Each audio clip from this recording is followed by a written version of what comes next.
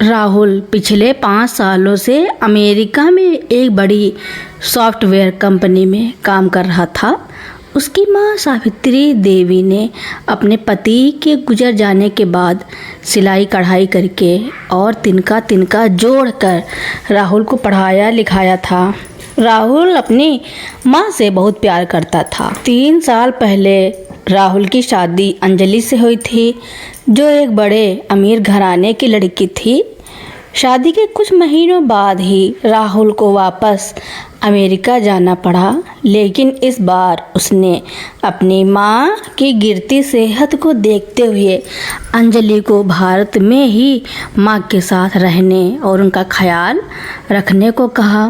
राहुल हर हफ्ते अंजलि को फ़ोन करता और मां का हालचाल पूछता। अंजलि हमेशा हंस कर कहती, आप चिंता मत कीजिए, माजी बहुत अच्छी हैं, मैं उनका पूरा ख्याल रख रही हूँ। राहुल निश्चिंत था कि उसकी अनुपस्थिति में उसकी माँ सुरक्षित और खुश है। 5 साल बाद राहुल ने अपनी माँ और पत्नी को सरप्राइज देने का फैसला किया। उसने किसी को बिना बताए भारत की फ़्लाइट पकड़ ली। दिल्ली एयरपोर्ट पर उतरकर वह सीधे अपने घर पहुंचा। जब उसने दरवाजे की घंटी बजाई तो अंजलि ने दरवाज़ा खोला। राहुल को अचानक सामने देख अंजलि के चेहरे की हवाइयाँ उड़ गईं। वह खुशी से ज़्यादा घबराती हुई दिखी। राहुल तुम अचानक बताया क्यों नहीं? अंजलि ने हकपकाते हुए पूछा। सरप्राइज देना चाहता था। राहुल मुस्कुराते हुए अंदर आया और चारों तरफ देखने लगा। माँ कहाँ है? उनके कमरे में ताला क्यों लटका है? अंजलि ने खुद को संभालते हुए कहा। वो राहुल, माँ जी ने कहा कि उन्हें शहर के प्रदूषण में सांस लेने में दिक्कत होती है, इसलिए वो खुद ही पास के एक वृद्धाश्रम में रहने चली गईं। मैंने बहुत रोका पर वो नहीं मानी। राहुल का दिल बैठ गया। जो माँ अपने बेटे के बिना एक दिन नहीं रह सकती थी, वह वृद्धाश्रम क्यों जाएगी? राहुल बिना देर किए अंजलि को साथ लेकर उसी वक्त उस वृद्धाश्रम के लिए निकल पड़ा। वृद्धाश्रम पहुंचकर राहुल ने जब अपनी माँ को देखा तो उसके पैरों तले जमीन खिसक गई। सावित्री देवी आश्रम के कोने में बैठी फटी पुरानी साड़ी में दूसरों के फटे कपड़े सिल रही थी। उनकी आंखें कमज़ोर हो चुकी थी और चेहरा सूख गया था। माँ, राहुल की आवाज़ भर्रा गई। आवाज़ सुनते ही सावित्री देवी ने सिर उठाया। अपनी आँखों के तारों को सामने देख उनकी आँखों से आंसुओं का सैलाब बह निकला। राहुल दौड़कर उनके गले लग गया। माँ, यह क्या हालत बना रखी है? आप यहाँ क्यों आ गई? तभी सावित्री देवी ने अंजलि की तरफ देखा, जो पीछे खड़ी होकर आंखें तरेर रही थी। माँ ने डरते हुए कहा, बेटा, मैं यहाँ अपनी मर्जी से आई हूँ। अंजलि तो मुझे बहुत अच्छे से रखती थी। राहुल समझ गया कि माँ डर के मारे कुछ छुपा रही है। उसने अंजलि को बाहर भेजा और आश्रम के मैनेजर से सच उगलवाया। मैनेजर ने बताया, बेटा, तुम्हारी पत्नी और तुम्हारी सास ने मिलकर तुम्हारी माँ को 6 महीने पहले यहाँ ज़बरदस्ती छोड़ दिया था। वे लोग यहाँ का खर्च भी समय पर नहीं देते थे, इसलिए तुम्हारी माँ यहाँ के छोटे मोटे काम करके अपना गुजारा करती है। यह सुनकर राहुल के अंदर गुस्से का ज्वालामुखी फट पड़ा। वह माँ को लेकर तुरंत वापस घर आया। घर पहुँचते ही राहुल ने देखा कि उसकी सास यानी अंजलि की माँ सोफे पर ठाठ से बैठी थी और उनके आगे अंजलि नए महंगे गहने फैलाकर बैठी थी। राहुल को माँ के साथ देखकर सास तपाक से बोली, अरे जमाई बाबू, इस बुढ़िया को वापस क्यों ले आए? इसके रहने से घर की रौनक खराब होती है। राहुल ने गुस्से में चीखते हुए कहा, खामोश, यह घर मेरी माँ की मेहनत का है। अंजलि, तुमने मुझसे झूठ बोला, मेरी माँ को दर दर की ठोकरें खाने पर मजबूर किया। अंजलि ने अपने अहंकार में कहा, हाँ किया, मैं इस अनपढ़ औरत के साथ एक छत के नीचे नहीं रह सकती, और तुम मेरा क्या बिगाड़ लोगे? तुम्हारी इतनी हैसियत नहीं कि तुम मेरे परिवार का मुकाबला कर सको। राहुल ने शांत होकर अपनी जेब से एक लिफाफा निकाला और अंजलि के हाथ में थमा दिया। यह तुम्हारे डिवोर्स के पेपर हैं, और सुनो, यह घर और तुम्हारी सारी ऐशो आराम की चीज़ें मेरे पैसे की हैं। तुम दोनों माँ बेटी इसी वक्त मेरे घर से बाहर निकल जाओ। अंजलि और उसकी माँ को लगा कि राहुल अंजलि के अमीर पिता के डर से चुप रहेगा, लेकिन राहुल ने सख्त तेवर देखकर दोनों का अहंकार टूट गया। उन्हें धक्के देकर राहुल ने घर से निकाल दिया। राहुल ने अपनी माँ को वापस उनका खोया हुआ सम्मान दिया। उसने अमेरिका की नौकरी छोड़ दी और भारत में ही अपनी कंपनी शुरू की ताकि वह अपनी माँ की सेवा कर सके। 2 साल बीत गए। सावित्री देवी और राहुल एक दिन शहर के एक बड़े अस्पताल में रूटीन चेकअप के लिए गए थे। वहाँ उन्होंने देखा कि व्हीलचेयर पर एक बुजुर्ग महिला बैठी थी और पास ही अंजलि बेहद साधारण कपड़ों में रोते हुए डॉक्टरों के आगे हाथ जोड़ रही थी। दरअसल अंजलि के पिता का बिजनेस पूरी तरह डूब चुका था और कर्जदारों के डर से वे सड़क पर आ गए थे।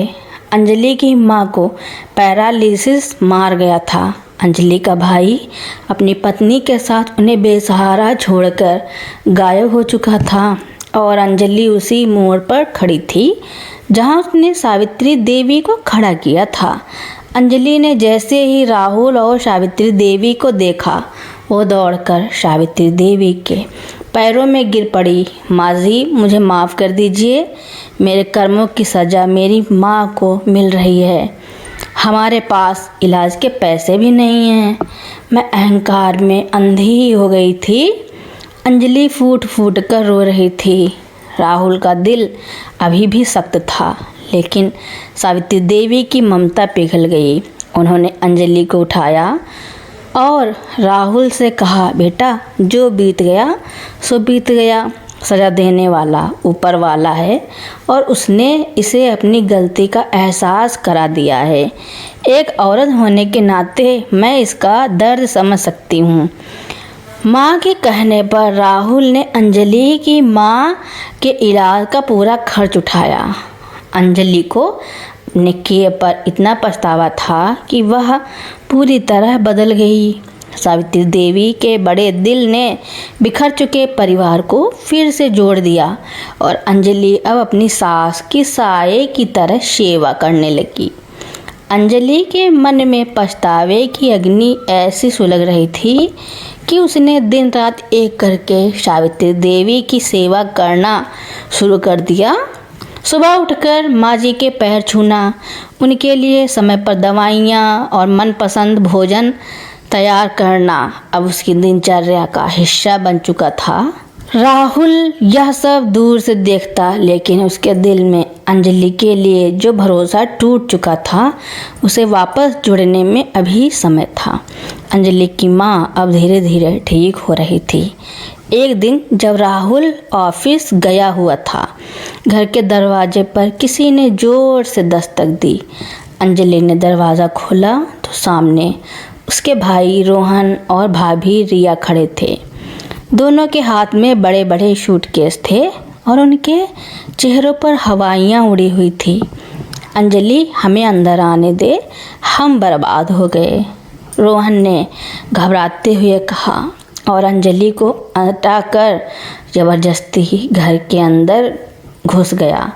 पीछे से रिया सोफे पर बैठते हुए बोली, तुम्हारे पिता के कर्जदारों ने हमारे पीछे गुंडे लगा दिए हैं, हमारा सब कुछ बिक गया, अब हम यहीं रहेंगे।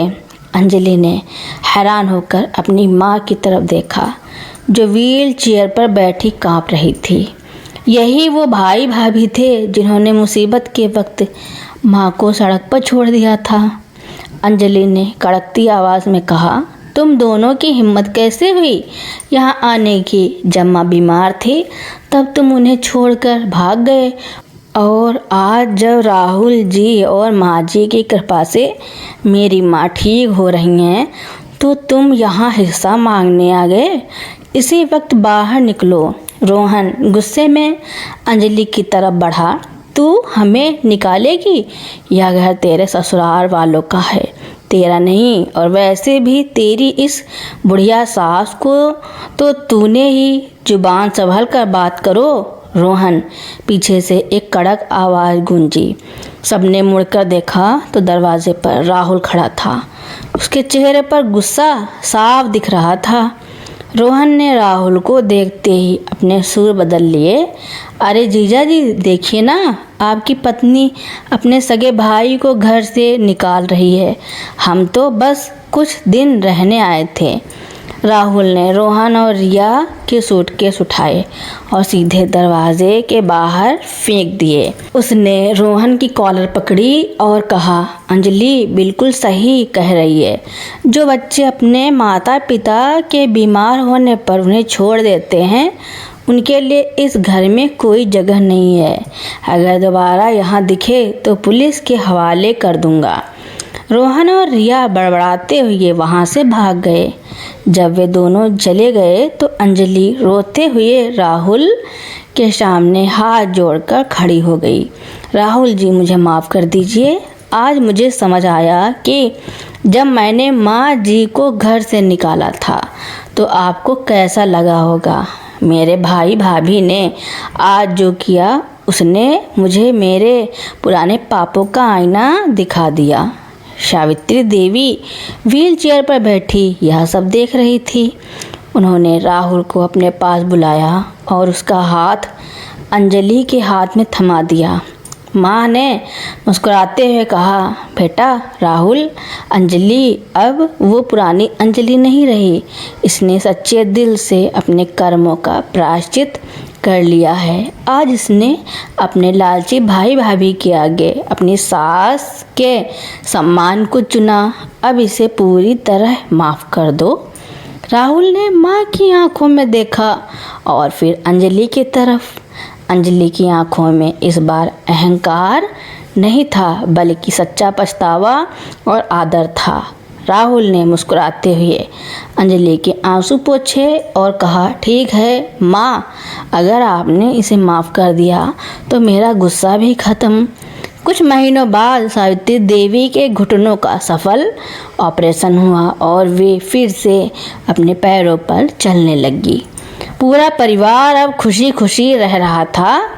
एक दिन अंजलि और राहुल बाजार गए हुए थे।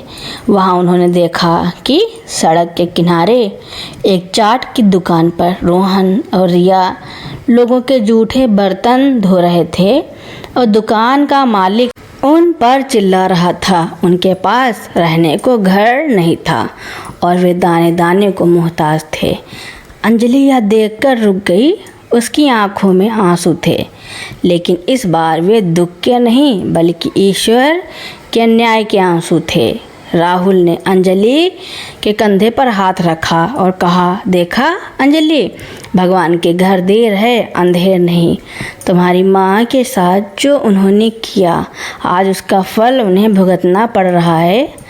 अंजलि ने सिर हिलाया और सावित्री देवी के दिए संस्कारों को याद करते हुए एक टिफ़िन खरीदा जिसमें खाना था। उसने वह टिफ़िन रोहन के पास रख दिया और बिना कुछ बोले राहुल का हाथ पकड़कर आगे बढ़ गई। उसने नफ़रत का जवाब नफ़रत से नहीं बल्कि दया से दिया था। यही उसकी सच्ची सीख थी। अब सावित्री देवी का घर खुशियों से चहक रहा था। अंजलि ने साबित कर दिया था कि अगर इंसान को अपनी गलती का एहसास हो जाए तो वह एक बेहतर इंसान बन सकता है। तो दोस्तों, मेरी कहानी सुनने के लिए आपका बहुत बहुत धन्यवाद। ऐसी ही नई नई कहानियाँ सुनने के लिए मेरे चैनल को लाइक, कमेंट, शेयर, सब्सक्राइब एवं बेल आइकन का बटन दबाना न भूलना, ताकि मेरी नई नई कहानियाँ आप लोगों तक पहले ही पहुँचती रहें। धन्यवाद।